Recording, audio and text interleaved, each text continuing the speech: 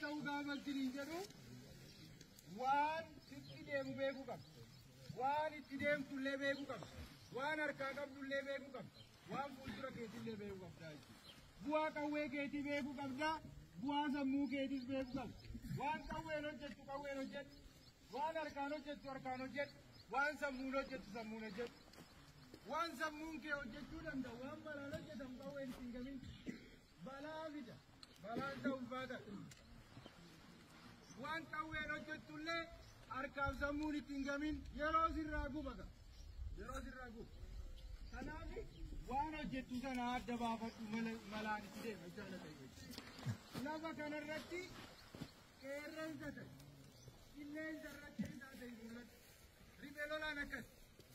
Riphee lolaan akkasii. Riphee lolaan deemsi isaan mul'atu. Hojiinsaa bu'aa qofatu mul'ata jechuudha. Deemsi isaan mul'atu dubbiin isaan dhaga'ama. Sochiin isaan dhaga'ama. Oolmaa bultiin isaan beekamu. Dubbiin isaa nama quuqu. Yoo akka maaree dubbatellee foon bira darbee lafee waliin tuqu jechuudha. Riphee lolaan akkaataa sana. Wal hubannaa miti dhiiroo. Amala qeerransaa keessatti qeerransi goota. Gootummaa biratti garuu naamusa ittiin beekamu qaba.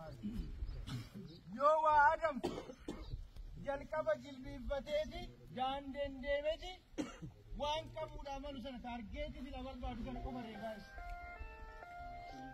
Hin murtaa'u kudhan argee kudhan hin reebu. Akka qabuu danda'u ni beeka. Akka ajjeesuu danda'ullee ni beeka. Ittiin biifu. Ni gaadaa jechuudha. Sa'aatii dheeraa gaadan daqiiqaa muraasa keessatti qabateetiin fayyadamu. Wal hubannaa